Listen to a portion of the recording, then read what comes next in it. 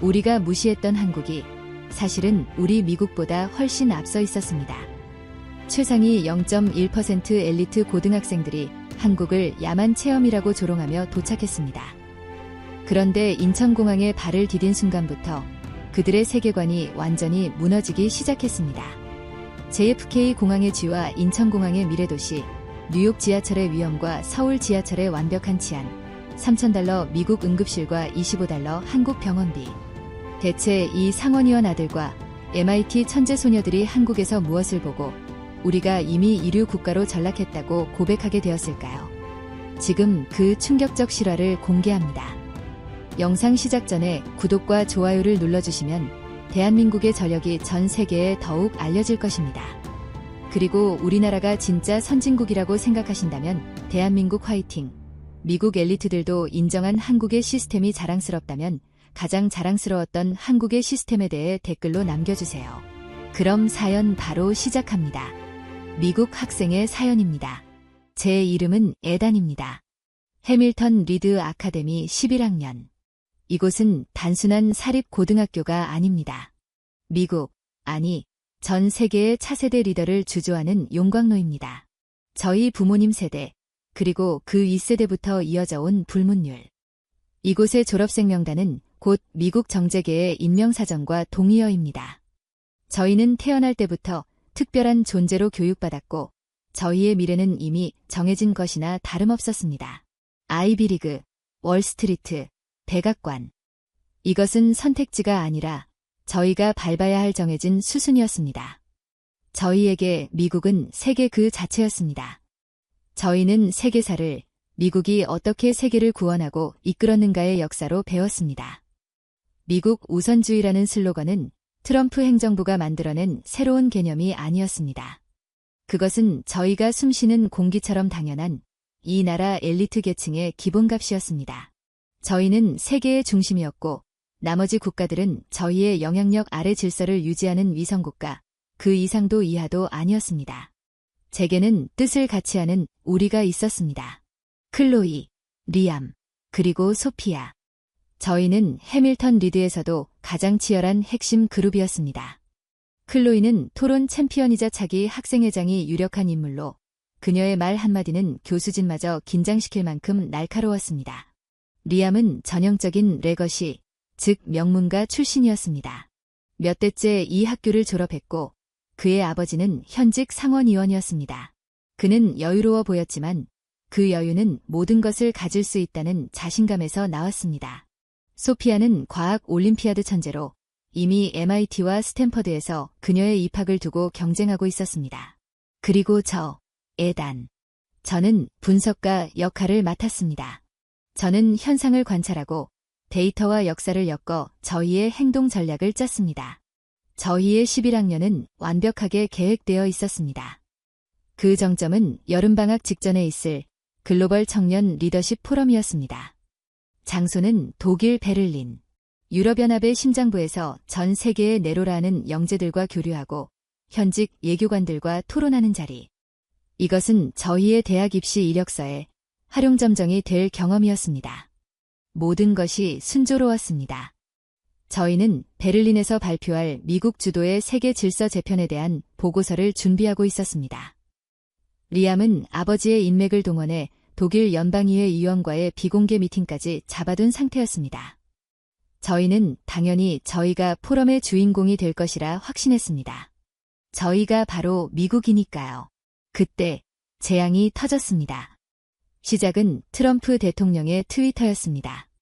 유럽은 더 이상 미국의 안보에 무임승차할 수 없다. 독일의 불공정한 무역 관행을 좌시하지 않을 것이다. 몇 시간 뒤 유럽연합은 즉각적인 보복 관세를 발표했습니다. 대서양 동맹은 하루아침에 살얼음판이 되었습니다. 처음 며칠간 저희는 사태를 관망했습니다. 어차피 정치인들의 말싸움일 뿐이라고 생각했습니다. 리암은 아버지가 그러시는데 저쪽에서 먼저 항복하게 되어 있대. 걱정 마, 라고 일축했습니다. 저희는 저희의 계획에 사소한 흠집이라도 날 가능성을 인정하고 싶지 않았습니다. 하지만 상황은 저희가 상상할 수 있는 최악의 방향으로 흘러갔습니다. 독일 정부가 글로벌 청년 리더십 포럼의 무기한 연기를 발표한 것은 그로부터 정확히 일주일 뒤였습니다. 공식적인 이유는 최근 급변하는 국제정세로 인한 안보 문제였지만 저희 모두는 그것이 무슨 뜻인지 알았습니다. 미국 우선주의에 대한 유럽의 노골적인 보복이자 미국 학생들을 환영하지 않겠다는 선언이었습니다. 학교는 발칵 뒤집혔습니다. 아니, 정확히는 저희가 뒤집혔습니다. 이건 단순한 여행 취소가 아니었습니다. 이것은 저희의 로드맵에 대한 정면 도전이자 실패였습니다. 해밀턴 리드의 학생이, 그것도 핵심 그룹인 저희가 국제정치 문제 때문에 계획의 차질을 빚는다는 것 자체가 수치였습니다. 이게 말이 되나요? 클로이가 학생 라운지에서 태블릿을 거에 부술듯이 내리치며 소리쳤습니다. 우리가 아니라 저쪽이 손해죠. 미국 차세대 리더들의 목소리를 들을 기회를 걷어찬 거라고요. 진정해요, 클로이. 리암이 애써 태어난 척했지만 그의 턱 근육이 미세하게 떨리는 것을 저는 놓치지 않았습니다. 아버지가 지금 백악관 쪽이랑 이야기 중이시래요. 이건 외교적 결례니까 분명 바로잡힐 겁니다. 바로잡힌다고요. 소피아가 안경을 닦으며 냉소적으로 말했습니다. 데이터를 보세요. 지금 EU랑 무역 전쟁 지수가 20년 내 최고치예요. 이건 감정 싸움이고 우린 그 한가운데 휘말린 거예요. 베를린은 끝났어요. 소피아의 말은 언제나처럼 정확했습니다. 며칠 뒤 포럼은 공식적으로 취소되었고 리암의 아버지조차 지금은 때가 아니다. 대통령의 의지가 확고하시다라며 두 손을 들었습니다. 미국 우선주의라는 거대한 파도가 저희의 완벽한 계획을 산산조각 낸 것입니다. 저희는 분노했습니다. 저희의 적은 독일 정부나 유럽연합이 아니었습니다. 저희의 발목을 잡은 것은 다름 아닌 미국의 정책이었습니다. 물론 저희는 미국 우선주의를 지지했습니다. 그것은 저희의 국익을 극대화하는 합리적인 전략이라고 믿었습니다. 하지만 그 전략이 저희의 개인적인 이익을 침해하리라고는 상상도 못했습니다. 처음으로 저희는 미국이라는 시스템이 저희를 보호하는 울타리가 아니라 저희를 가두는 감옥이 될 수도 있음을 어렴풋이 느꼈습니다. 학교 행정처는 패닉에 빠졌습니다. 해밀턴 리드의 명성에 금이 가는 순간이었습니다. 학부모들의 항해 전화가 빗발쳤습니다. 내 아들, 딸의 여름을 어떻게 책임질 거냐. 이런 사태 하나 예측 못한 학교를 어떻게 믿고 비싼 학비를 내느냐고요. 교장 선생님인 핸더슨 박사는 긴급회의를 소집했습니다. 저희 넷도 불려갔습니다. 제군들, 핸더슨 박사는 지친 기색이 역력했습니다. 상황이 매우 유감스럽게 되었네. 하지만 우리는 플랜 B를 마련했네. 아니, 사실 플랜 C나 D쯤 되겠지. 그는 잠시 뜸을 들였습니다. 저희 넷은 숨을 죽였습니다. 제발 런던이나 파리, 하다못해 싱가포르라도 좋았습니다. 저희의 이력서에 실패라는 단어를 남길 수는 없었습니다. 한국, 서울에 가게 될 걸세. 순간 회의실은 얼음물이라도 끼얹은 듯 조용해졌습니다. 제가 잘못 들었나 싶었습니다. 한국. 클로이가 먼저 침묵을 깼습니다. 한국 말씀이십니까? 혹시 북한은 아니고요? 그녀의 목소리에는 경멸감이 노골적으로 묻어났습니다. 그것은 저희 모두의 마음이기도 했습니다. 당연히 나만이지. 클로이 양, 핸더슨 박사가 마른 기침을 했습니다. 서울에 있는 세빛국제아카데미라는 곳과 급하게 자매결연을 맺었네. 그쪽에서 우리 학생들을 받아주기로 했어. 2주간의 교환학생 프로그램이네. 주제는 한반도 평화와 기술 혁신이라더군. 리암이 참지 못하고 코웃음을 쳤습니다. 한반도 평화요? 그거야말로 저희가 70년째 지켜주고 있는 거 아닙니까? 그리고 기술 혁신. 걔들이 우리 실리콘밸리에서 뭘 베껴갔는지 발표라도 하라는 겁니까? 리암 군, 핸더슨 박사가 목소리를 높였지만 저희를 제지할 수는 없었습니다. 교장 선생님, 진심이십니까? 소피아가 나섰습니다. 제 시간을 그런 곳에서 낭비할 수는 없습니다. 차라리 학교에 남아서 논문을 쓰겠습니다. 그게 제 이력서에 훨씬 도움이 될 겁니다. 한국이라는 나라는 저희의 고려 대상에 단 한 번도 올라본 적이 없는 곳이었습니다. 그곳은 저희에게 어떤 이미지였을까요? 첫째, 전쟁. 1950년 잿더미. 저희가 아니었으면 공산화되었을 나라. 메가더 장군의 동상이 인천 어딘가에 서 있다는 것 정도가 저희가 아는 전부였습니다. 지금도 북쪽의 미치광이 독재자 때문에 골치를 썩이는 불안정한 화약고, 저희의 아버지, 할아버지 세대가 도와준 나라였습니다. 둘째, 의존. 주한미군. 저희는 한국을 아시아의 방파제라고 불렀습니다. 하지만 그건 어디까지나 저희의 필요에 의한 것이었습니다. 그들은 저희의 군사력에 전적으로 의존하고 있었습니다. 저희는 그들을 보호했고 그들은 그 대가로 저희의 말을 들었습니다. 클라이언트 스테이트라는 단어가 딱 어울렸습니다. 셋째, 모방. 소피아의 말처럼 그들은 빠른 추격자였습니다.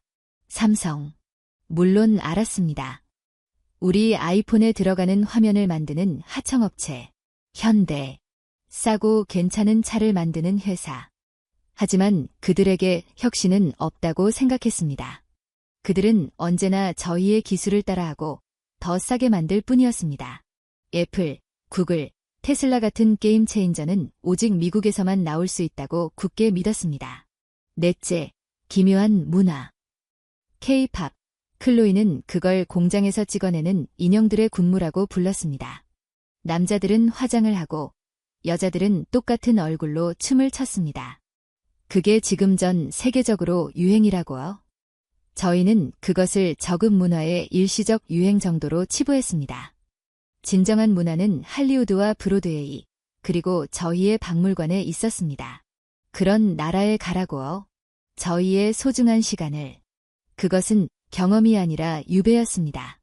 미국 우선주의의 거대한 파도에 휩쓸려 밀려난 곳이 하필이면 아시아의 이름 모를 반도라니요. 핸더슨 박사는 단호했습니다. 이건 선택이 아닐세. 자네들 넷이 이 프로그램의 대표단으로 가야 하네. 학부모님들께는 이미 통보했네. 이것은 학교의 명예가 걸린 문제야. 우리가 이 정도 예교적 혼란에 흔들리지 않는다는 것을 보여줘야 하네. 그리고 그는 저희를 한 명씩 쳐다보며 말했습니다. 이 프로그램에 불참할 경우 다음 학기 리더십 세미나 과목은 자동 F1세. 당연히 내 추천서도 없을 거고. 협박이었습니다. 저희는 완벽하게 구석에 몰렸습니다. 리더십 세미나 F는 아이비리그 입학 포기와 같은 말이었습니다. 저희는 이를 갈았습니다. 그날 밤 저희 넷은 리암의 기숙사 방에 모였습니다. 분위기는 최악이었습니다. 젠장, 미국 우선주의가 이런 식으로 뒤통수를 칠 줄이야. 리암이 위스키 병을 꺼내 들었지만 아무도 마실 기분이 아니었습니다. 한국이라니. 차라리 아프리카 오지에 가서 우물을 파는 게 더 그럴싸한 이력서가 되겠어요. 클로이가 힐난했습니다. 일단 가야 한다는 건 알겠어요. 그럼 가서 뭘 하죠? 소피아가 현실적인 질문을 던졌습니다.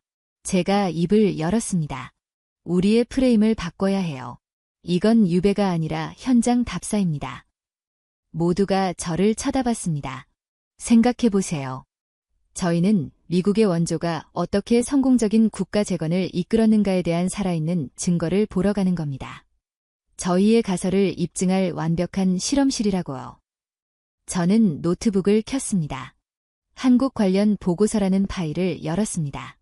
저희가 베를린 포럼을 준비하며 참고 자료로 만들었던 각 지역 정세 분석 파일이었습니다. 한국 파트는 단 2페이지로 요약되어 있었습니다. 제목, 미국의 방패, 아시아의 모범생, 한국의 지정학적 가치.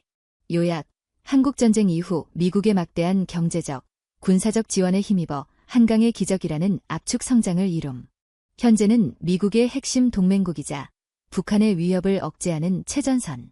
주요 산업, 반도체, 미국 기술 의존, 자동차, 내수 시장 협소, 미국 시장 의존, 문화, K-팝, 내수용 팝의 일시적 해외 확산. 평가, 미국의 보호와 지원 없이는 현 체제 유지가 불가능한 전형적인 의존형 동맹국. 이거예요. 제가 화면을 가리켰습니다. 저희는 이 보고서가 현실에서 어떻게 작동하는지 보러 가는 겁니다. 저희가 그들에게 얼마나 필요한 존재인지, 저희의 시스템이 얼마나 우월한지 직접 확인하고 오는 거죠. 그리고 돌아와서 완벽한 보고서를 쓰는 겁니다. 트럼프 행정부의 압력 속에서도 미국의 차세대 리더들은 흔들림 없이 동맹국을 방문해 현장을 시찰했다. 어때요? 그럴싸하지 않나요? 클로이의 눈이 빛나기 시작했습니다. 나쁘지 않아요. 오히려 우리가 주도권을 잡는 거죠. 미국 우선주의 때문에 밀려난 게 아니라 미국 우선주의의 정당성을 입증하러 가는 거다. 리암도 고개를 끄덕였습니다.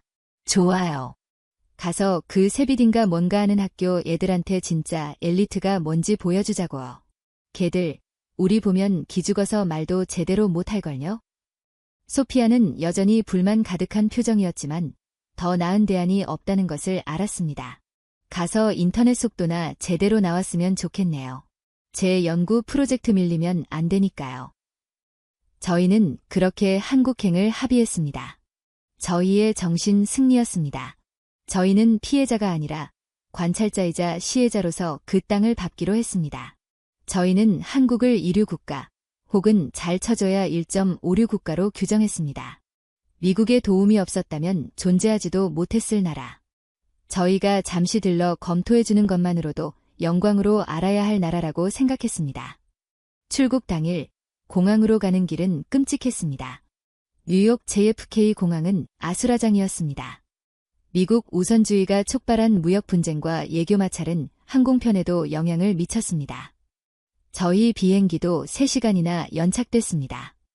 낡고 지저분한 게이트 앞에서 저희는 불평을 쏟아냈습니다. 이게 우리나라 최대 공항이라니 믿을 수가 없어요. 인프라에 돈을 써야 하는데 엉뚱한 데다 장벽이나 쌓고 있으니. 트럼프가 재선에 성공하면 이 나라는 정말 구제불능이 될지도 몰라요. 저희는 저희 시스템의 낡은 부분을 분명히 보고 있었습니다. 하지만 그것이 잘못되었다고 생각하지는 않았습니다. 그저 수리가 필요한 정도라고 생각했습니다. 여전히 미국의 근본적인 위대함은 의심하지 않았습니다. 14시간의 비행, 지루함과 피로, 그리고 짜증이 뒤섞였습니다. 저희는 한국에 대해 더 이상 이야기하지 않았습니다. 그저 이 쓸모없는 2주가 빨리 지나가기만을 바랄 뿐이었습니다. 마침내 비행기가 인천국제공항에 착륙했습니다. 자, 이제 시작이군. 2주간의 야만 체험, 리암이 비꼬듯 말했습니다. 저희는 피곤에 절어 비행기에서 내렸습니다. 그리고 저희는 첫걸음을 내딛는 순간 얼어붙었습니다. 눈앞에 펼쳐진 것은 저희가 상상했던 그 어떤 한국의 모습도 아니었습니다. 잿더미, 낡은 건물, 혼란, 아니었습니다. 저희를 맞이한 것은 거대한 유리와 강철로 이루어진 빛나는 건축물이었습니다. 공항 내부는 방금 개장한 박물관처럼 깨끗했습니다. 소음 하나 없이 조용히 움직이는 수평 보행기, 눈부시게 빛나는 면세점들, 그리고 그 모든 것을 스쳐 지나가는 사람들. 이게 공항이라고. 소피아가 중얼거렸습니다. 그녀의 목소리에 처음으로 당황이라는 감정이 묻어났습니다. JFK 공항의 혼잡함과 낡은 시설과는 비교조차 되지 않았습니다. 이곳은 마치 미래 도시의 청사진을 보는 듯했습니다. 쇼맨십일 거예요. 클로이가 애써 침착함을 유지하려 했습니다. 국가 이미지를 위해 공항에만 몰빵한 거겠죠. 겉만 번지르르한. 저희는 입국 심사대로 향했습니다. 긴 줄을 예상했지만 그곳에는 내국인과 예국인 줄이 명확히 나뉘어 있었고 예국인 줄조차도 신속하게 줄어들고 있었습니다. 하지만 저희를 정말 충격에 빠뜨린 것은 따로 있었습니다. 자동 출입국 심사 게이트. 에단, 저거 봐요. 리암이 턱짓으로 게이트를 가리켰습니다. 한국인들이 여권을 스캔하고 지문을 대자 3초도 안 되어 게이트가 열렸습니다. 마치 공상과학 영화의 한 장면 같았습니다. 우리도 TSA 프리체크가 있잖아요. 제가 방어적으로 말했습니다. TSA는 직원이 일일이 확인하잖아요. 저건 완전 자동이에요. 저 속도 좀 봐요. 저희는 직원이 있는 심사대에 섰습니다. 심사관은 저희 여권을 보더니 컴퓨터로 몇 번 클릭하고는 카메라를 보라는 손짓을 했습니다. 웰컴 투 코리아. 미소도 잡담도 없었습니다. 완벽하게 효율적인 절차. 5분도 채 걸리지 않았습니다.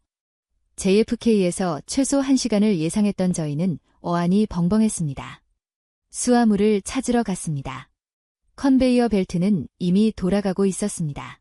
그리고 놀랍게도 저희 짐이 이미 나와 있었습니다. 말도 안 돼요. 소피아가 자기 캐리어를 확인하며 중얼거렸습니다. 우리가 비행기에서 내린 지 15분밖에 안 지났어요.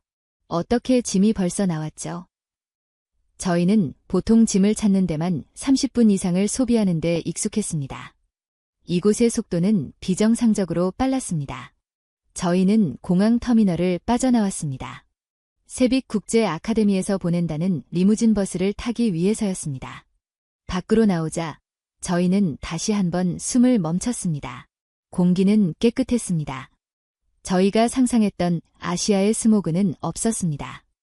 교통 시스템은 완벽하게 정돈되어 있었습니다. 버스, 택시, 그리고 일반 차량의 동선이 한치의 오차도 없이 분리되어 있었습니다. 그 어떤 경적 소리나 고함 소리도 들리지 않았습니다. 이거, 뭔가 이상해요. 클로이가 말했습니다. 그녀는 더 이상 이곳을 쇼맨십이라고 부르지 못했습니다. 모든 게 너무 매끄러워. 리암이 동의했습니다. 저희를 기다리고 있던 버스는 최신형 리무진이었습니다. 내부는 가죽 시트로 덮여 있었고 각 좌석마다 개인용 스크린이 달려 있었습니다. 와이파이도 있네요. 소피아가 노트북을 켜며 말했습니다. 연결해 볼게요. 속도나 맙서사. 예, 그래요. 속도. 다운로드 속도가 지금 300MB/s가 넘어요. 여기 버스 아니라고요. 저희 기숙사 와이파이가 겨우 50MB/s를 넘나들고 그것마저도 자주 끊기는 것을 생각하면 이것은 마법에 가까운 속도였습니다. 버스가 서울을 향해 출발했습니다. 거대하고 웅장한 다리, 인천대교를 건너며 저희는 창밖으로 펼쳐지는 도시의 스카이라인을 보았습니다. 저희가 교과서에서 본 잿더미가 아니었습니다. 뉴욕이나 시카고와는 또 다른 세련되고 날카로운 마찰루들이 끝없이 펼쳐져 있었습니다. 저기, 저 건물들 좀 봐요. 저긴 분명 새로 개발 중인 신도시 같은 거겠죠. 쇼케이스처럼. 그렇다고 하기엔 너무 광범위한데요. 저희는 아무 말도 할 수 없었습니다. 저희의 관찰은 시작부터 어긋나고 있었습니다. 저희가 시혜자로서 검토하려 했던 이 나라는 저희가 상상했던 이류 국가의 모습이 전혀 아니었습니다. 이것은 저희가 가진 데이터, 저희가 배운 역사, 저희가 믿었던 미국의 우월성과 정면으로 배치되는 풍경이었습니다. 일단 피곤해서 그런 걸 거예요. 제가 애써 입을 열었습니다. 내일 낮에 제대로 둘러보면 뭔가 허점이 보이겠죠. 완벽한 곳은 없으니까요. 하지만 제 목소리는 저 자신조차 설득하지 못했습니다. 저희의 오만하고 자신만만했던 엘리트 로드맵은 인천국제공항에 발을 디딘 순간 이미 첫 번째 균열을 맞이하고 있었습니다. 그리고 그것은 시작에 불과했습니다. 버스가 한강을 건너 서울 도심으로 진입하는 동안 저희 넷은 창밖을 말없이 바라볼 뿐이었습니다. JFK 공항에서 내뱉었던 야만 체험 같은 냉소적인 농담은 더 이상 그 누구의 입에서도 나오지 않았습니다. 저기 좀 봐요. 소피아가 손가락으로 가리킨 곳은 도로 그 자체였습니다. 뭐가요? 리암이 퉁명스럽게 물었습니다. 차가 막히지 않아요. 지금 퇴근 시간 아닌가요? 소피아의 말에 저희는 정신이 번쩍 들었습니다. 그랬습니다. 시간은 오후 6시를 향하고 있었습니다. 뉴욕이나 나였다면 저희는 지금쯤 고속도로 한복판에서 주차장이 된 도로를 저주하고 있어야 했습니다. 하지만 저희가 탄 버스는 시속 80km로 쾌적하게 달리고 있었습니다. 버스 전용 차로예요. 제가 중얼거렸습니다. 파란색으로 선명하게 그어진 차선은 텅 비어 있었고 저희 버스와 몇몇 시내버스만이 그 위를 질주하고 있었습니다. 뉴욕에도 버스 차선은 있어요. 클로이가 반박했습니다. 하지만 저렇게 완벽하게 비어있지는 않죠. 제가 대꾸했습니다. 저길 보세요. 승용차 한 대도 감히 저 차선을 침범하지 않아요. 그것은 단순한 도로 시스템의 차이가 아니었습니다. 그것은 규칙이 지켜지고 있다는 강력한 증거였습니다. 뉴욕에서라면 저런 차선은 온갖 얌체 운전자들과 택시들로 이미 점령당했을 것입니다. 저기 전광판이요. 소피아가 다시 말했습니다. 도로 위 거대한 전광판에는 강남역까지 15분, 잠실역까지 22분이라는 실시간 교통정보가 뜨고 있었습니다. 숫자는 붉은색, 노란색, 초록색으로 나뉘어 혼잡도를 표시했습니다. 대단하네요. 저 정도 규모의 실시간 데이터 처리는. 소피아는 말을 잇지 못했습니다. 그녀는 이미 머릿속으로 저 시스템을 구현하는 데 필요한 연산 능력을 계산하고 있을 터였습니다. 리암은 다른 것을 보고 있었습니다. 거리에 쓰레기가 없어요. 그의 말대로였습니다. 14시간 비행에 지친 눈으로 봐도 거리는 병적일 만큼 깨끗했습니다. 낙서 하나 없는 건물 외벽, 깨끗하게 관리된 가로수, 껌 자국 하나 보이지 않는 보도블록.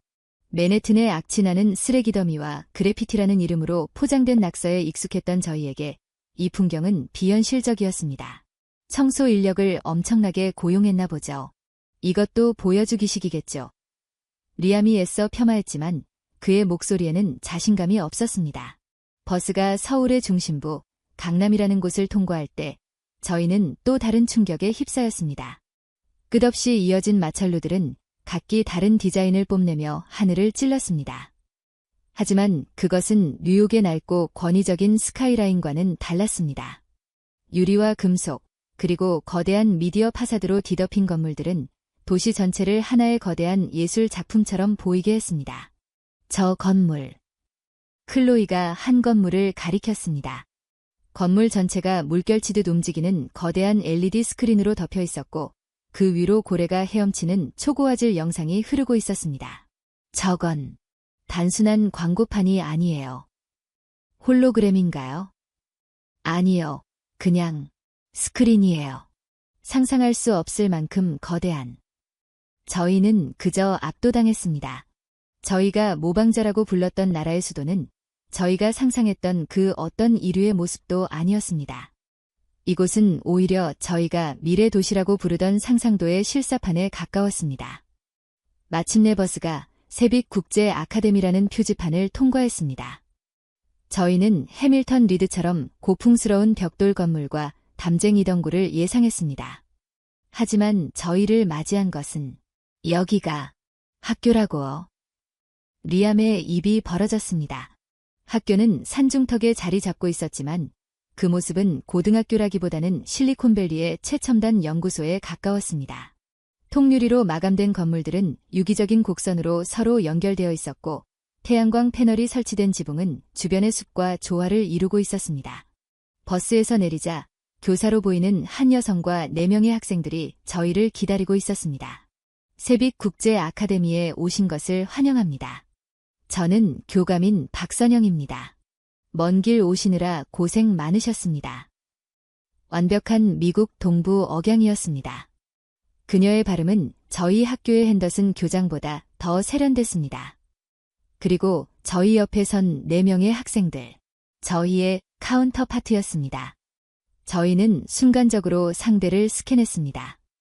해밀턴 리드에서 배운 첫 번째 기술은 상대의 수준을 파악하는 것이었습니다. 제 앞에 선 남학생은 김민준이라고 했습니다. 그는 차분한 눈으로 저를 바라보며 가볍게 고개를 숙였습니다. 만나서 반갑습니다. 에단 씨 오시는 길은 편하셨나요? 그의 영어는 흠잡을 데 없었고 에단 씨라는 호칭은 정중하면서도 미묘한 거리감을 느끼게 했습니다. 저는 그에게서 기죽은 기색을 전혀 찾아볼 수 없었습니다. 오히려 저를 관찰하는 듯한 여유마저 느껴졌습니다. 클로이의 파트너는 이지우라는 여학생이었습니다. 활기차고 밝은 미소를 짓고 있었지만 그 눈빛은 클로이 못지않게 날카로웠습니다. 해밀턴 리드의 토론 챔피언이시죠.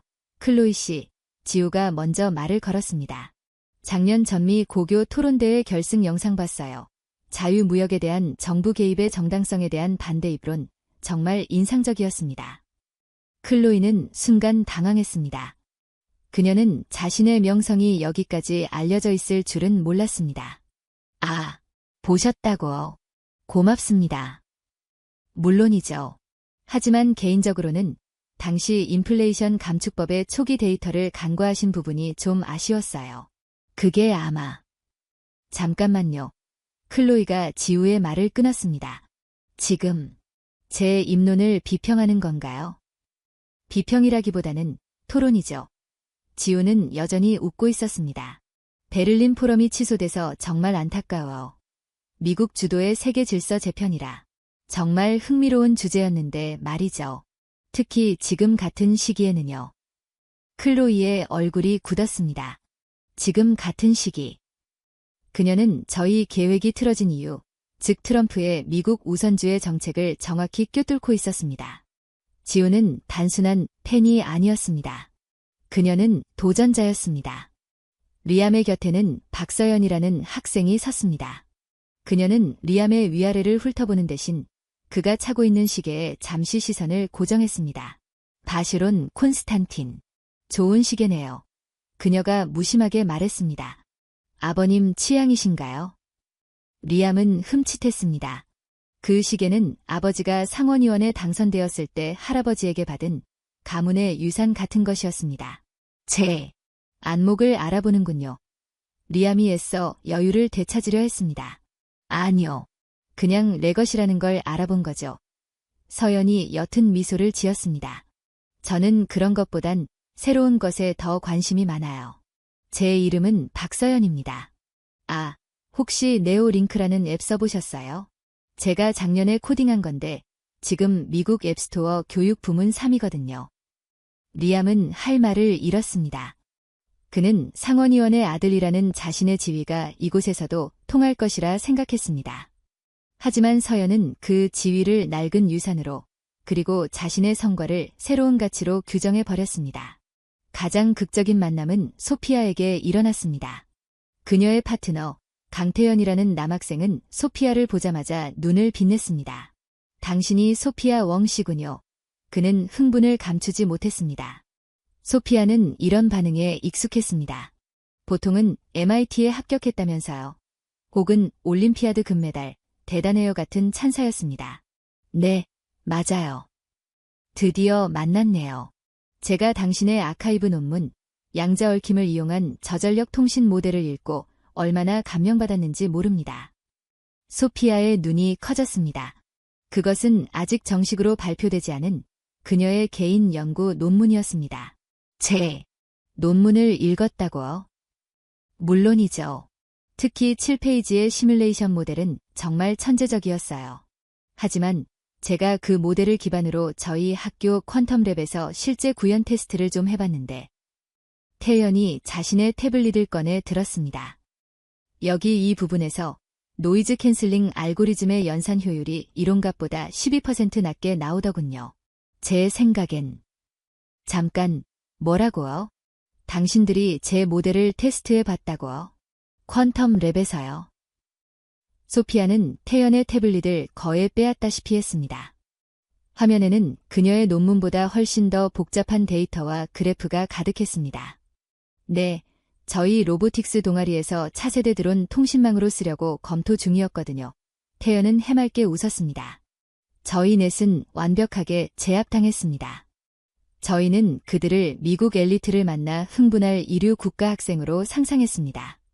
하지만 그들은 저희를 동등한 혹은 어떤 면에서는 극복해야 할 대상으로 보고 있었습니다. 그들은 저희의 성과를 이미 다 파악하고 있었고 심지어 비판할 준비까지 되어 있었습니다. 저희가 가졌던 시혜자로서의 오만함은 서울에 도착한 지 불과 2시간 만에 이 세빛 아카데미 정문 앞에서 산산조각이 났습니다. 자, 피곤하실 테니 기숙사로 안내해드릴게요. 박 교감이 저희의 얼어붙은 표정을 애써 모른 척하며 말했습니다. 저희는 각자의 파트너를 따라 기숙사로 향했습니다. 학교는 거대했습니다. 건물들은 모두 스카이워크라는 유리 통로로 연결되어 있었습니다. 학생들은 교실을 이동할 때 밖으로 나갈 필요가 없었습니다. 이게 다 뭐예요?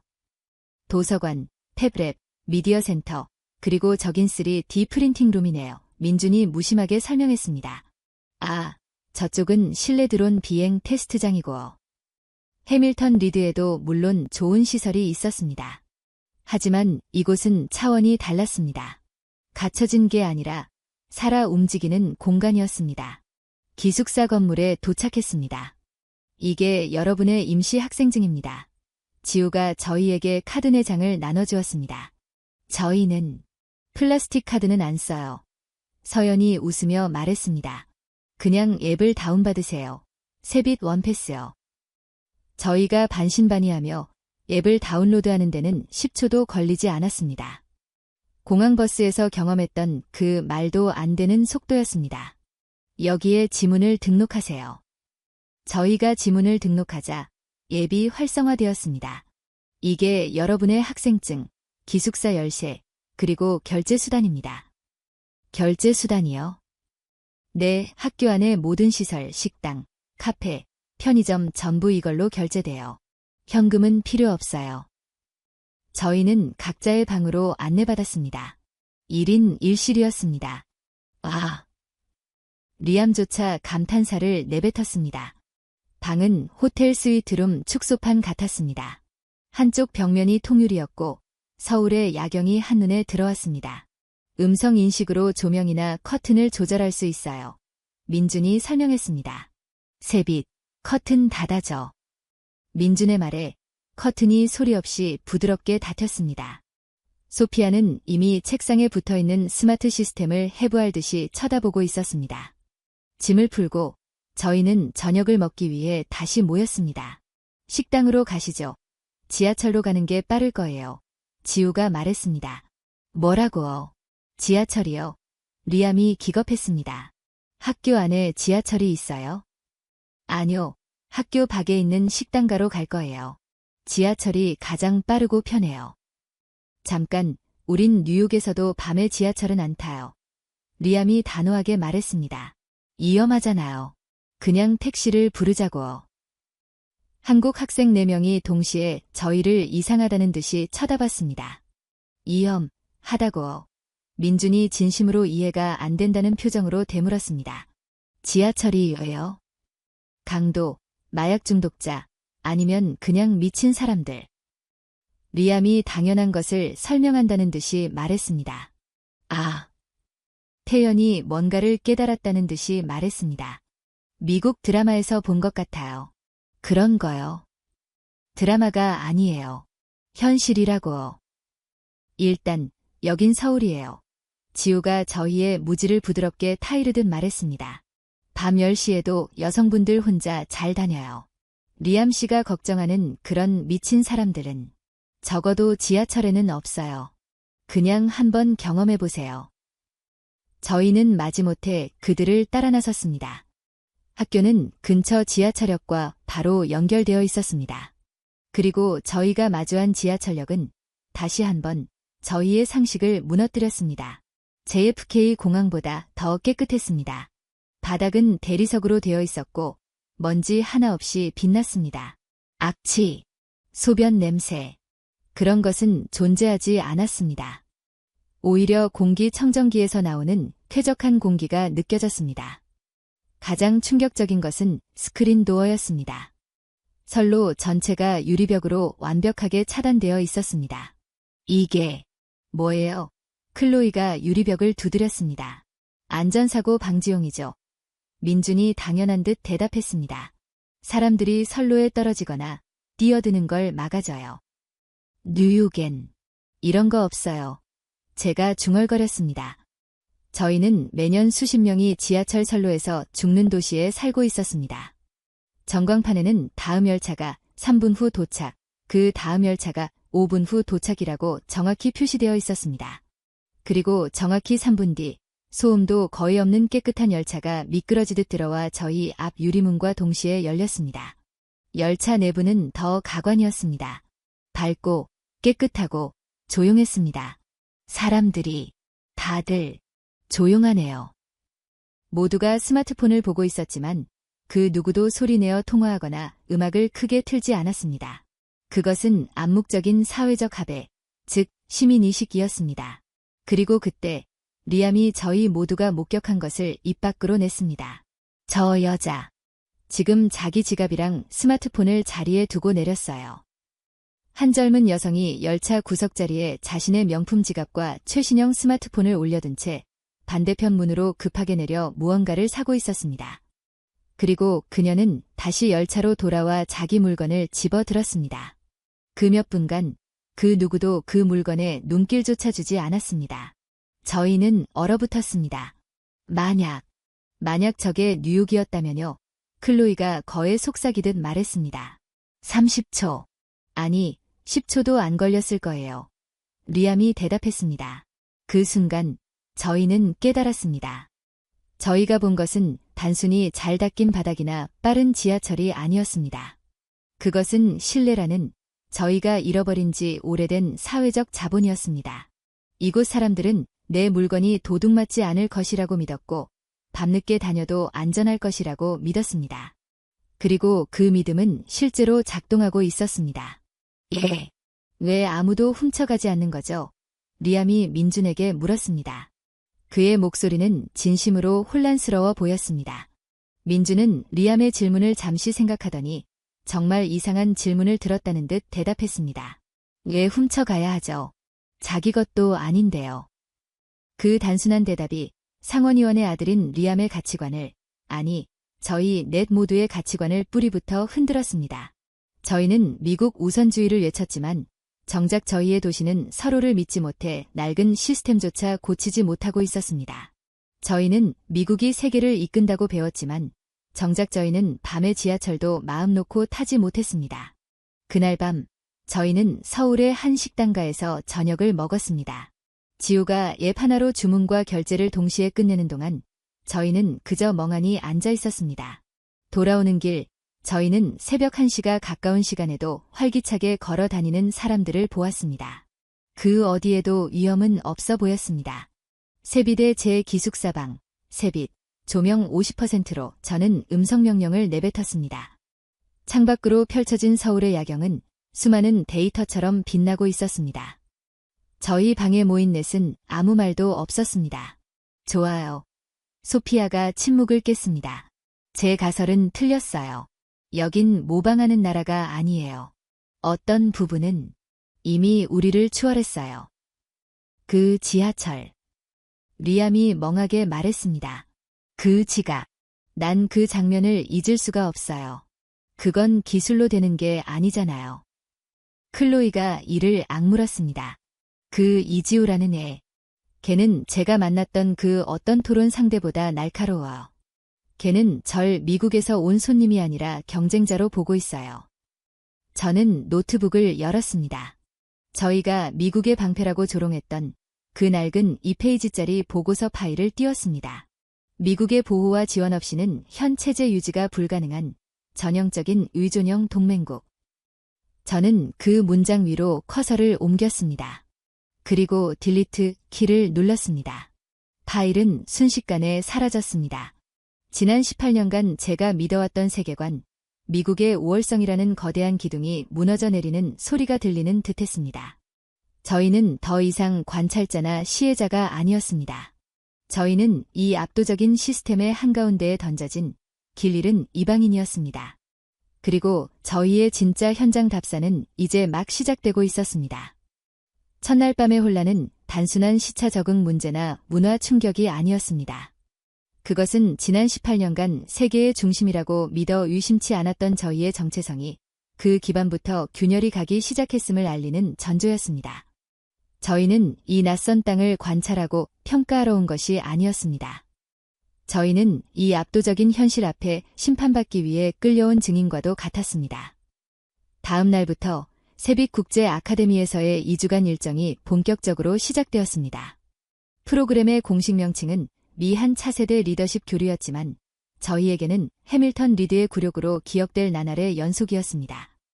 첫날 일정은 각자의 카운터파트와 함께 정규 수업에 참여하는 것이었습니다. 우리 학교는 AP나 IB 같은 표준화된 커리큘럼을 따르지 않습니다. 박 교감이 아침 브리핑에서 말했습니다. 물론 기본은 갖추고 있지만 우리는 표준을 가르치는 대신 표준을 파괴할 인재를 키우는 데 집중합니다. 표준을 파괴한다.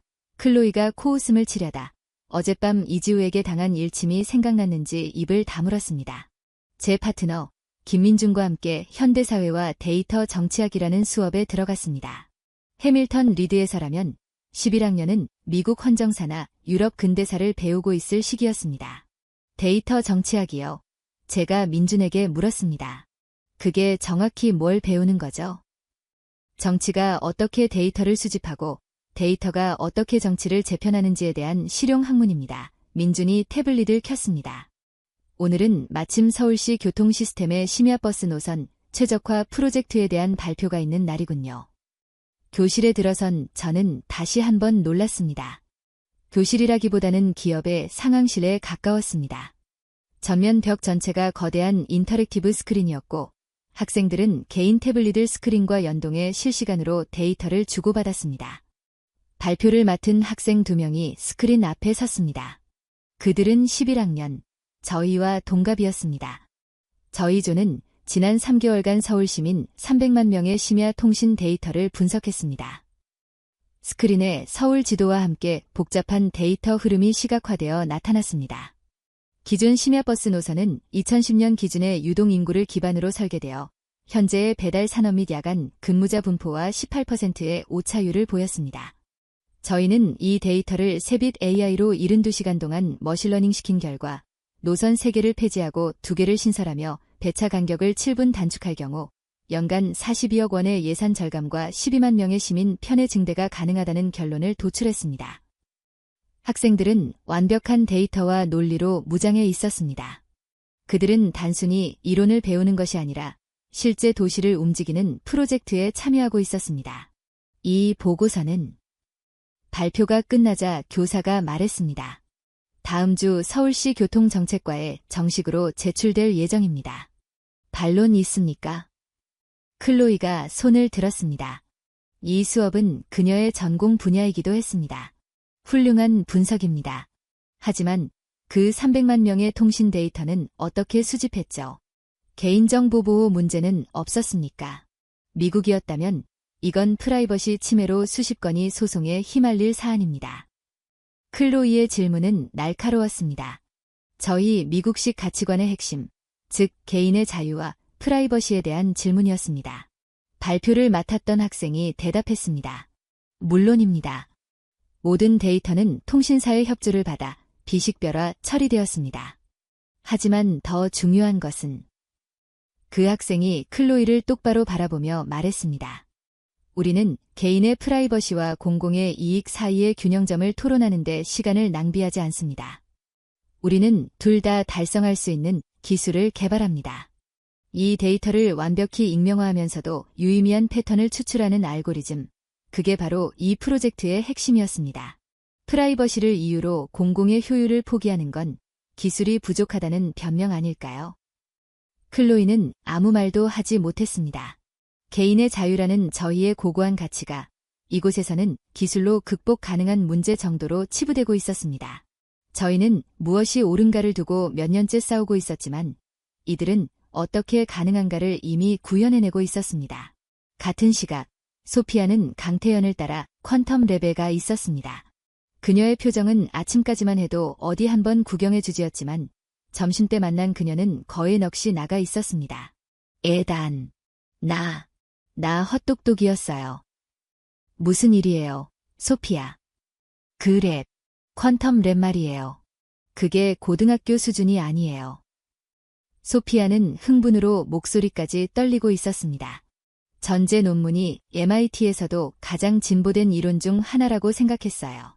그런데 태연이, 그 애가 어제 제 모델의 오류를 지적했잖아요. 오류요. 네, 오류요.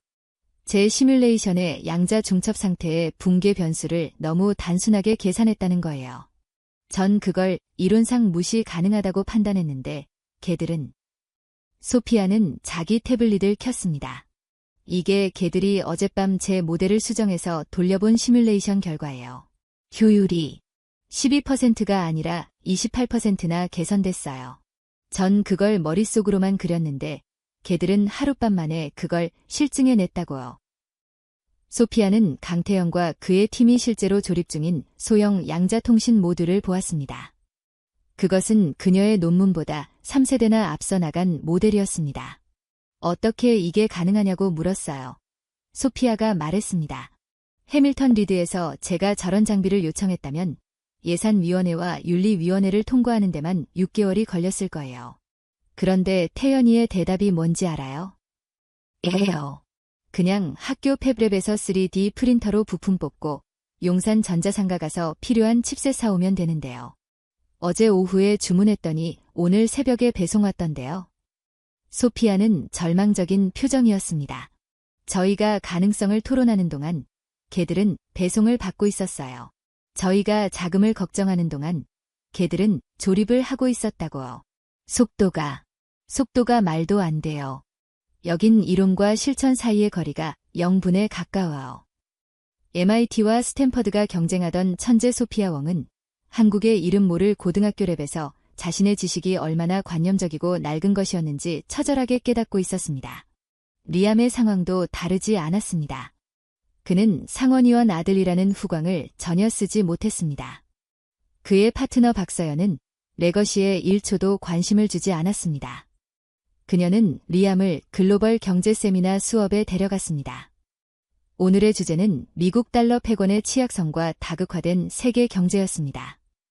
리암은 수업 내내 불쾌한 표정이었습니다.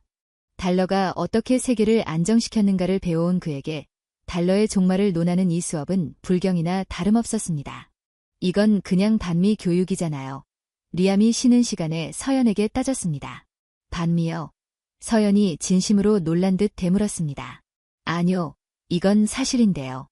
지금 미국의 부채가 얼마인지, 그리고 미국 우선주의가 어떻게 스스로 고립을 자초하며 기축통화로서의 신뢰를 잃어가고 있는지에 대한 데이터잖아요. 서연은 자신의 태블릿을 가리켰습니다. 리암 씨, 당신의 아버지가 상원의원이라고 했죠. 그럼 이 법안, 외국인 투자 제한 강화법이 지금 미국 제조업에 어떤 재앙을 불러오고 있는지 아시겠네요. 단기적으로는 표를 얻겠지만 장기적으로는 미국의 혁신을 죽이는 법이죠. 내가 뭘 안다고 우리 아버지를. 알죠. 서연이 리암의 말을 잘랐습니다. 저는 이미 제 앱 네오링크의 본사를 샌프란시스코에서 싱가포르로 옮기는 걸 검토 중이거든요. 당신들의 미국 우선주의가 저희 같은 글로벌 혁신 기업에게는 너무 불확실한 위험이라서요. 리암은 망치로 머리를 맞은 듯했습니다. 그의 아버지가 미국을 위대하게 만들기 위해 만든 법이 정작 미국의 잠재적 투자자들을 쫓아내고 있었습니다. 그리고 그 사실을 이 17살짜리 한국 학생 CEO가 데이터로 증명하고 있었습니다. 당신들은 미국이 없으면 아무것도 아니에요. 우리가 당신들을 지켜주고 있잖아요. 리암이 마지막 자존심으로 외쳤습니다. 서연은 리암을 안쓰럽다는 듯이 쳐다봤습니다. 리암 씨, 그 보호라는 거, 혹시 주한미군 말하는 거예요? 그래요. 당장이라도 북한이 쳐들어올 수 있는 나라에 살면서.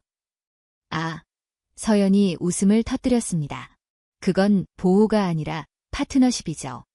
그리고 요즘 같은 시대에 재래식 군대로 평화를 보장받는다고 생각하는 건 좀 1950년대 같은 발상이네요.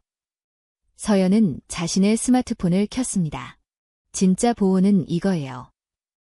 그녀가 보여준 것은 세빅 퀀텀랩에서 테스트 중인 양자 암호화 위성 통신망 시뮬레이션이었습니다. 북한이 미사일을 쏘기 전에 이미 그들의 모든 통신을 해킹하고 무력화시킬 수 있는 기술. 소피아 씨의 논문에서 영감을 얻었죠.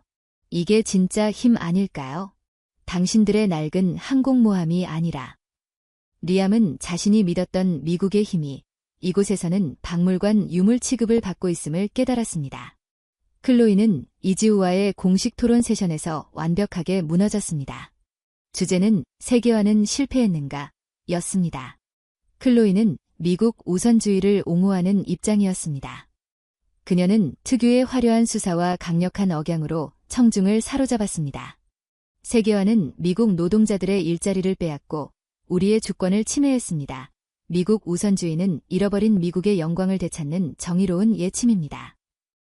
청중으로 앉아있던 세빛 학생들이 조용히 고개를 끄덕이는 듯했습니다.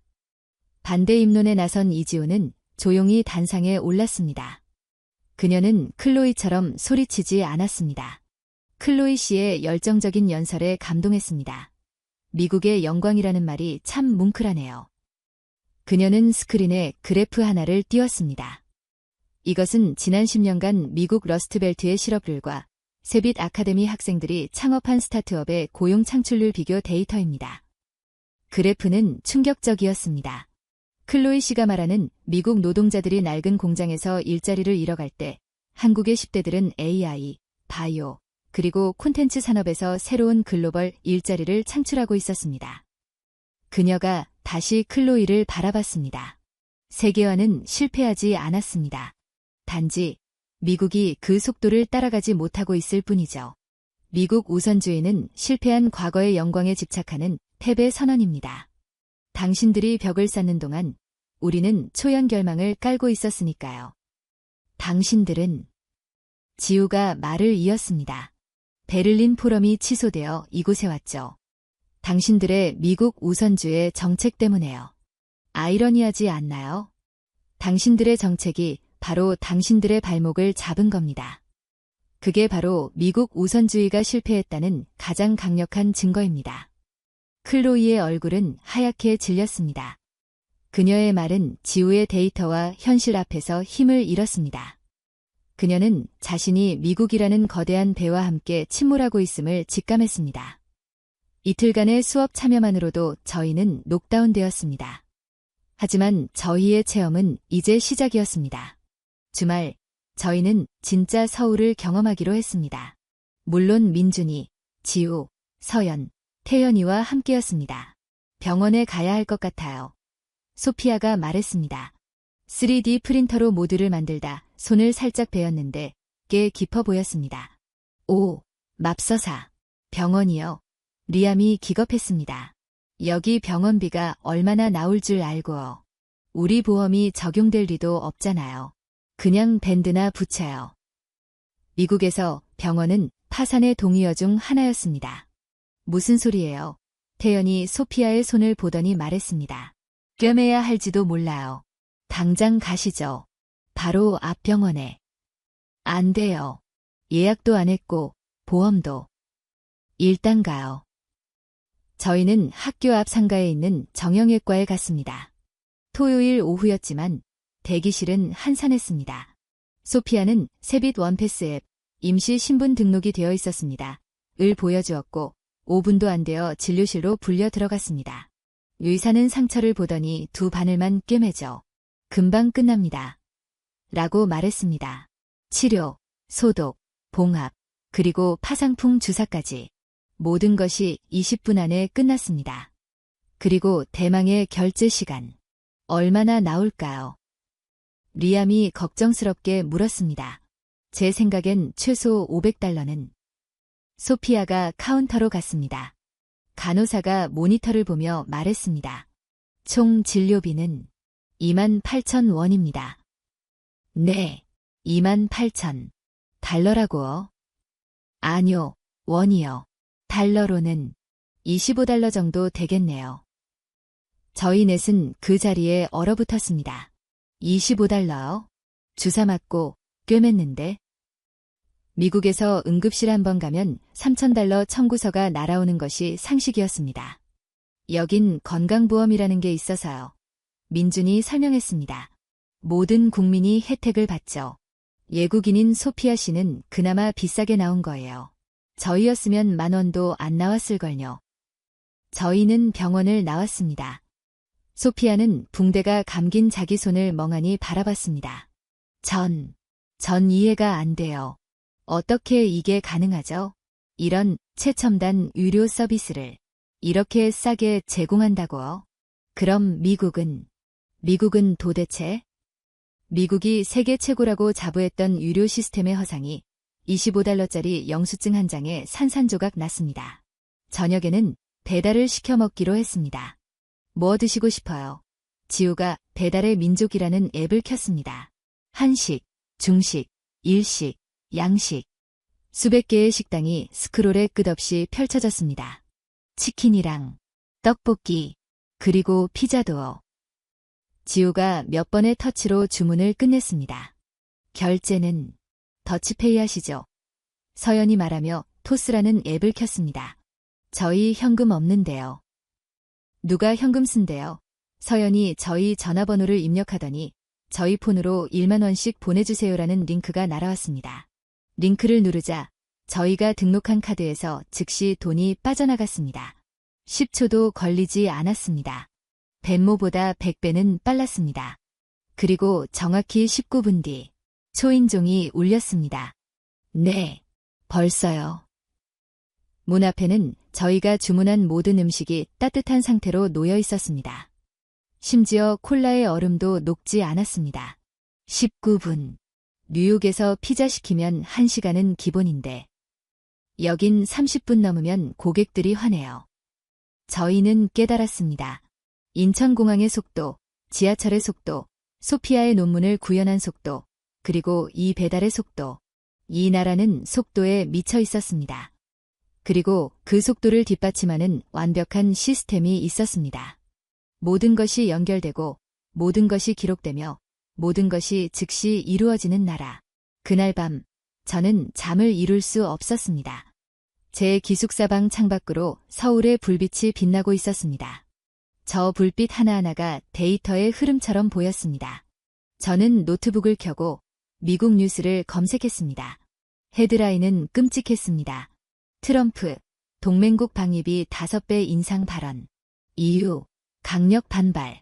시카고, 주말 동안 총기 사건으로 12명 사망. 캘리포니아 산불, 역대 최악. 전력망 노후화로 초기 진화 실패. 뉴욕 지하철, 또다시 운행 중단. 100년 된 신호 시스템 오류. 자랑스러운 저의 조국, 미국은 낡은 시스템과 이념 갈등 속에서 스스로 무너져 내리고 있었습니다. 저희는 미국을 다시 위대하게 만들자고 외쳤지만 정작 그 위대함의 실체는 낡고 부서지기 직전의 인프라와 서로를 향한 불신뿐이었습니다.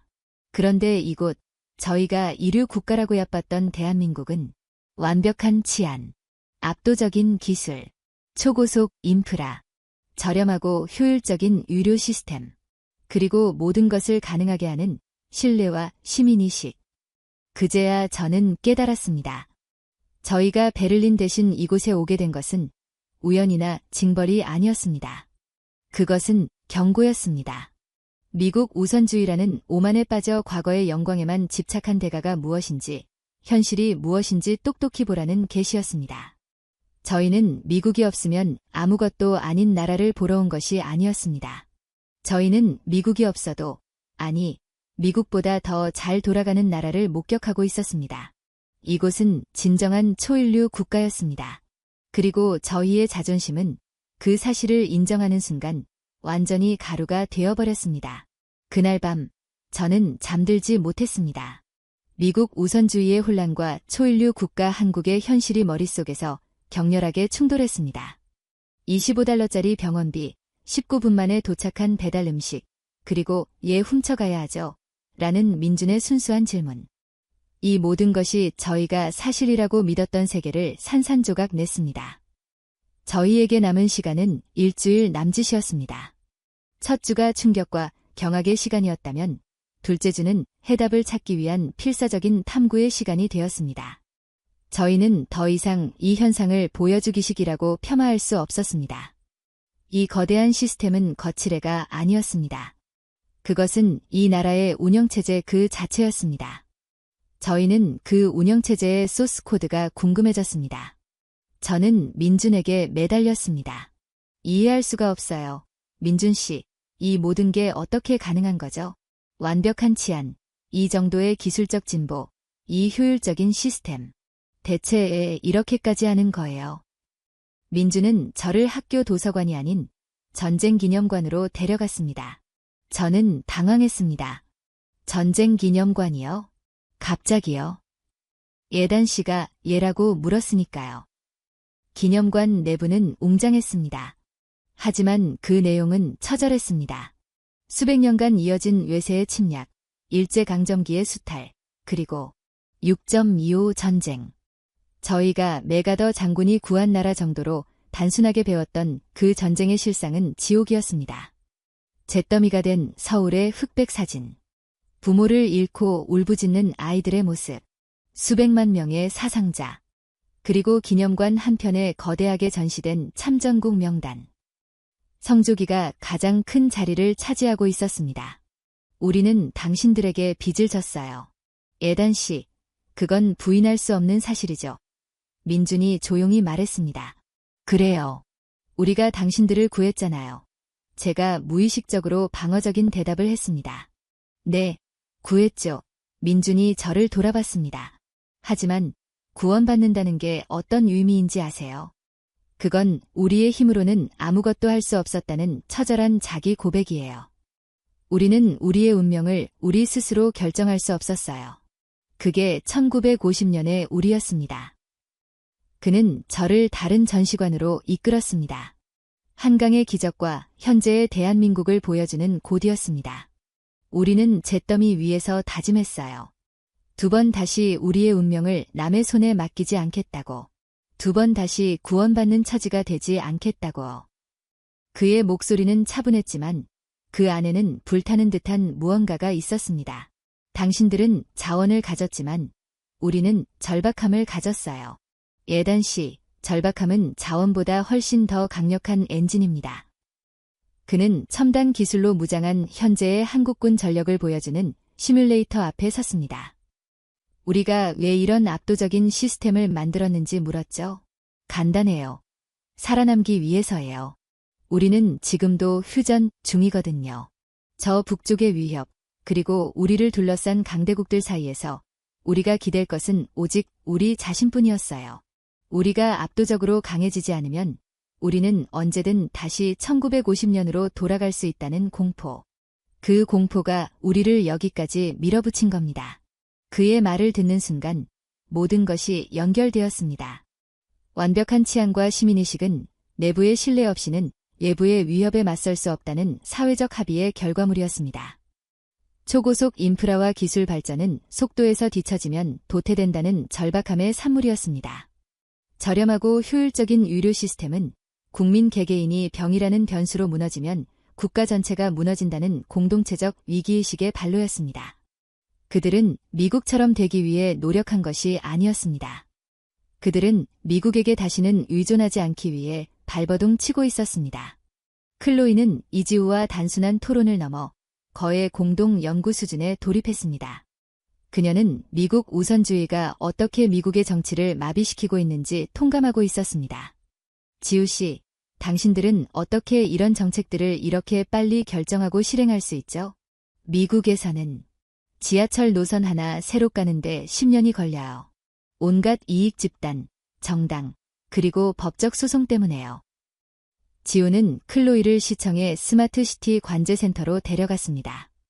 방 한쪽 벽면을 가득 채운 거대한 스크린에는 서울 전역의 교통, 안전, 환경 데이터가 실시간으로 흐르고 있었습니다. 이게 데이터예요. 지우가 말했습니다. 우리는 이념으로 싸우지 않아요. 데이터로 논쟁하죠. A안과 B안이 있을 때 우리는 어느 쪽이 더 공화당스러운가를 따지지 않아요. 어느 쪽이 더 효율적이고 공공의 이익에 부합하는가를 이 데이터로 증명해내죠. 물론 우리도 정치가 있고 싸움이 있어요. 하지만 클로이 씨, 결정적인 차이가 하나 있죠. 우리는 이 배가 가라앉을 수도 있다는 걸 알아요. 당신들은 당신들의 배가 절대 가라앉지 않을 것이라고 믿고요. 지우는 관제센터 한 구석을 가리켰습니다. 그곳은 재난 대응 섹션이었습니다. 코로나19 사태 때 미국은 마스크 착용 여부를 두고 개인의 자유냐 정부의 통제냐를 두고 1년을 싸웠죠. 우리는 3일 만에 공적 마스크 배포 시스템을 코딩했어요. 어느 약국의 마스크가 몇 개 남았는지 앱으로 실시간 전송했죠. 그게 가능했던 건 우리가 그걸 정치가 아니라 생존의 문제로 봤기 때문이에요. 클로이는 할 말을 잃었습니다. 그녀가 그토록 신봉했던 개인의 자유라는 가치가 생존의 위협 앞에서는 얼마나 사치스럽고 비효율적인 이념 논쟁이었는지 깨달았습니다. 그녀가 해밀턴 리드에서 배운 화려한 수사학은 이 실시간 데이터 스크린 앞에서 한없이 공허했습니다. 리암은 박서연에게 진짜 한국을 보여달라고 졸랐습니다. 그는 여전히 이곳이 쇼케이스일 뿐이고 어딘가에는 끔찍한 빈민가가 숨겨져 있을 것이라 믿었습니다. 좋아요. 진짜를 보여주죠. 서연은 리암을 데리고 고급 주상복합이 아닌 평범한 아파트 단지로 향했습니다. 리암은 그곳에서 또 다른 충격에 빠졌습니다. 이게 평범한 아파트라고요. 모든 입구에는 복잡한 보안 시스템이 갖춰져 있었고 단지 내부는 공원처럼 꾸며져 있었습니다. 하지만 그를 놀라게 한 것은 시스템이었습니다. 로비에는 무인 택배함이 줄지어 있었고 주민들은 스마트폰 앱으로 자신의 택배를 찾아갔습니다. 배달 로봇이 단지 내를 돌아다니며 음식을 배달하고 있었습니다. 가장 앞권은 음식물 쓰레기 처리 시스템이었습니다. 주민들은 세대별 카드를 태그하고 자신이 버린 음식물 쓰레기에 무게만큼 비용을 지불했습니다. 이게 뭐예요? 환경 부담금이죠. 서연이 당연한 듯 말했습니다. 버린 만큼 내는 게 합리적이잖아요. 이걸로 수집된 데이터는 시의 쓰레기 처리 정책에 반영돼요. 리암은 할 말을 잃었습니다. 뉴욕에서는 길거리에 쓰레기 봉투가 터져 악취를 풍기는 것이 일상이었습니다. 저희는 환경을 말로만 외쳤지만 이들은 환경을 데이터와 시스템으로 관리하고 있었습니다. 그날 저녁, 리암은 서연의 부모님과 식사를 했습니다. 평범한 중소기업 사장님과 고등학교 교사였습니다. 리암은 그들이 자신의 아버지, 상원의원 리암 시니어의 정치적 성향과 최근 발의한 법안까지 꿰뚫고 있다는 사실에 경악했습니다. 아드님, 아버님께 전해주세요. 서연의 아버지가 웃으며 말했습니다. 지금 같은 고립주의는 결국 미국 경제에 독이 될 겁니다.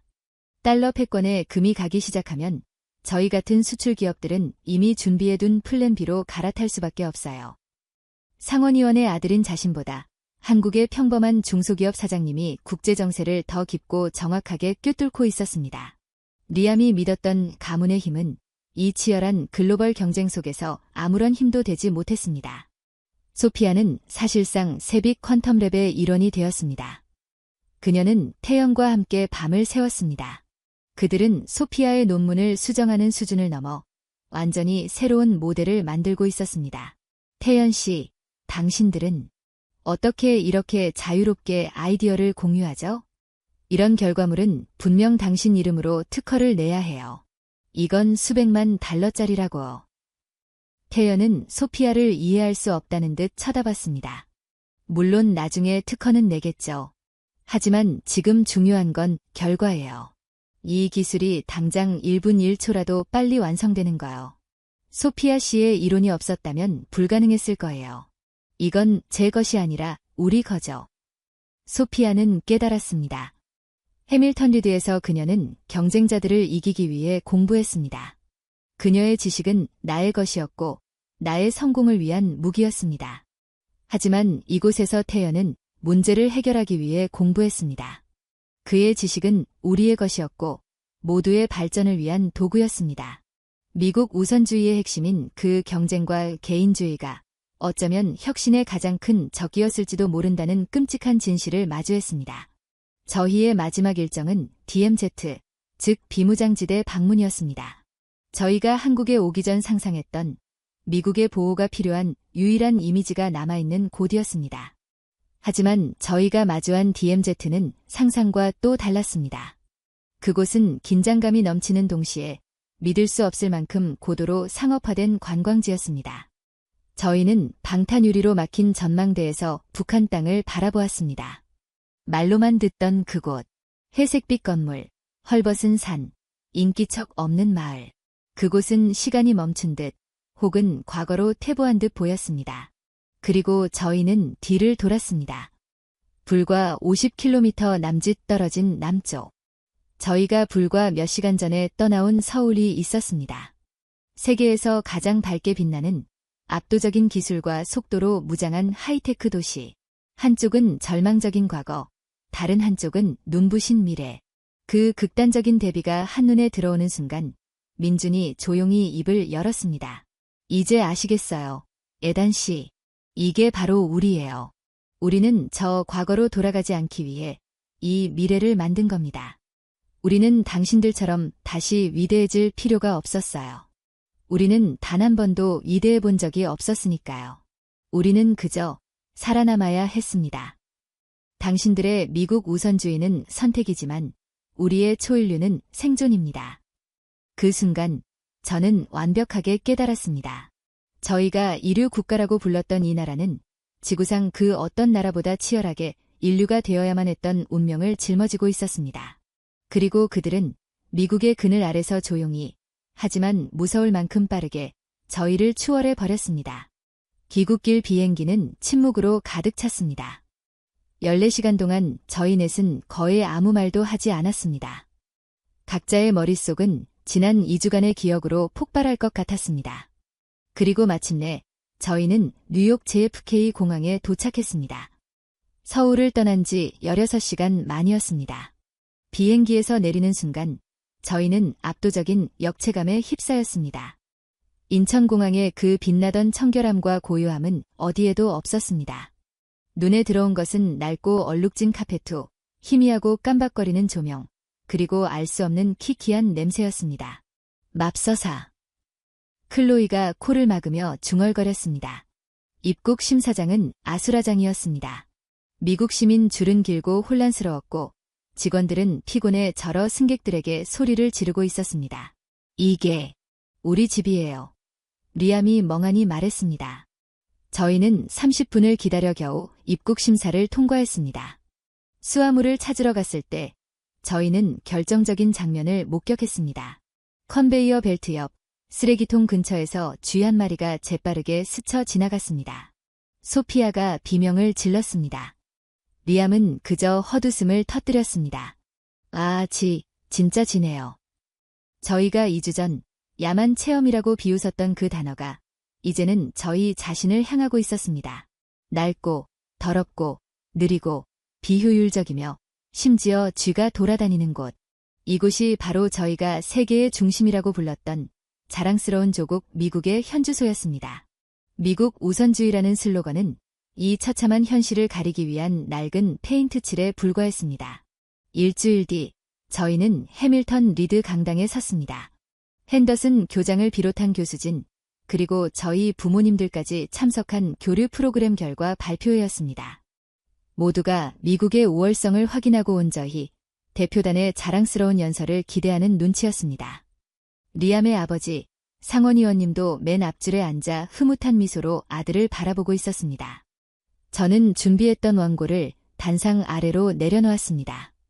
그리고 마이크를 잡았습니다. 안녕하십니까.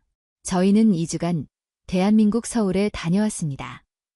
저는 잠시 숨을 골랐습니다. 저희는 트럼프 행정부의 미국 우선주의가 초래한 예교적 혼란의 희생양으로 그곳에 갔습니다. 저희는 저희가 세계의 중심이며 한국은 저희의 도움에 의존하는 이류 국가라고 굳게 믿었습니다. 강당은 조용했습니다. 오늘 저희는 그 믿음이 얼마나 오만하고 멍청한 착각이었는지 고백하려 합니다. 여러분, 저희는 틀렸습니다. 강당이 술렁이기 시작했습니다. 저희는 이류 국가를 보러 간 것이 아니었습니다. 저희는 어쩌면 이미 이류 국가로 전락해버린 저희 자신의 모습을 확인하러 간 것이었습니다. 클로이가 앞으로 나섰습니다. 그녀는 준비한 그래프를 스크린에 띄웠습니다. 이것은 뉴욕 지하철의 신호 시스템 교체 예산과 서울시 전체의 스마트 교통 시스템 구축 예산입니다. 이것은 미국의 1인당 의료비와 한국의 의료비 비교입니다.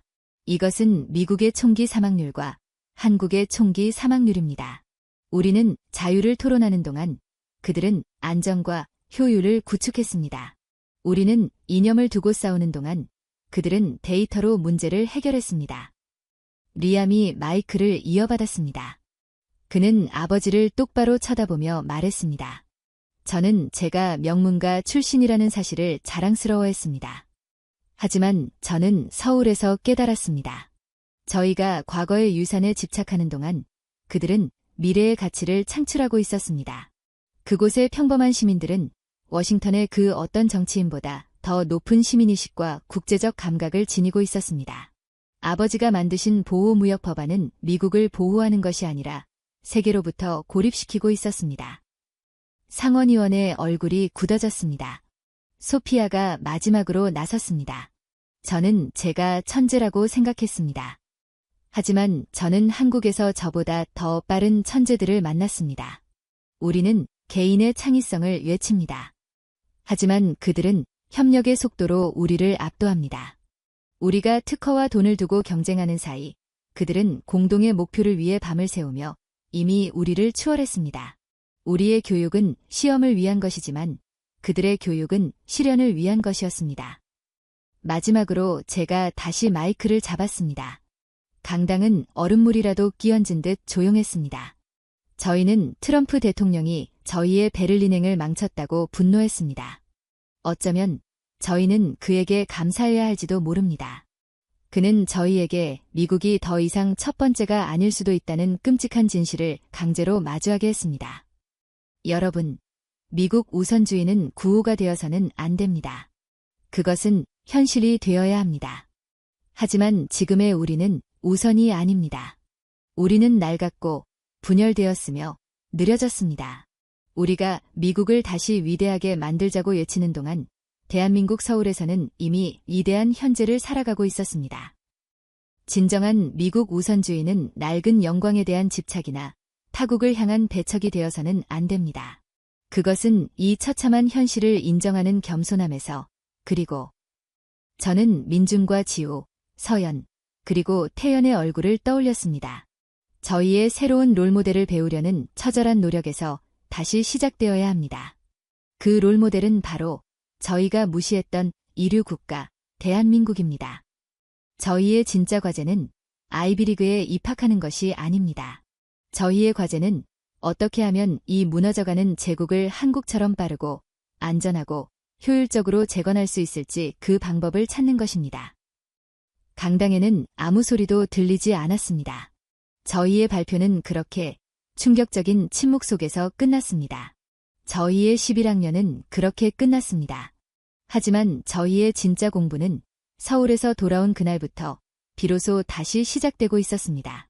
여러분, 오늘의 이야기는 어떠셨나요? 예단과 친구들은 자신들의 오만한 세상이 무너지는 것을 경험했지만 동시에 진실을 마주할 용기를 얻었습니다. 그들이 목격한 것은 단순히 화려한 도시나 빠른 기술이 아니었습니다. 그것은 살아남기 위해 모든 것을 걸어야 했던 한 나라의 처절한 몸부림이자 다시는 우리의 운명을 남에게 맡기지 않겠다는 잿더미 위의 약속이었습니다. 이것은 단순히 한 그룹의 미국 학생들이 겪은 문화 충격이 아닙니다. 잿더미 위에서 우리도 한번 잘 살아보자며 피눈물을 삼켰던 우리 부모님, 할머님, 할아버님 세대의 처절한 노력이 이제는 다음 세대에게 충격과 경이로움으로 다가가고 있다는 증거입니다. 이제 세계는 깨닫기 시작했습니다. 과거의 낡은 영광에 취해 있는 동안 대한민국이 얼마나 무섭도록 눈부신 현재를 만들어왔는지를 말입니다. 예단과 친구들은 그 거대한 시대의 전환을 가장 먼저 목격한 증인일 뿐입니다. 여러분은 오늘 이야기에서 어떤 부분이 가장 가슴 벅차셨나요? 25달러의 기적 같은 병원비였나요? 19분 만에 도착한 배달 시스템이었나요? 아니면 자기 것도 아닌데 왜 훔쳐가야 하죠? 라고 되묻던 그 당연한 시민의식이었나요? 여러분의 자부심 넘치는 생각을 댓글로 마음껏 남겨주세요. 오늘 영상이 마음에 드셨다면 구독과 좋아요, 알림 설정은 저희에게 큰 힘이 됩니다. 지금까지 전 세계의 대한민국의 위대함을 알리는 스페셜 튜브였습니다. 감사합니다.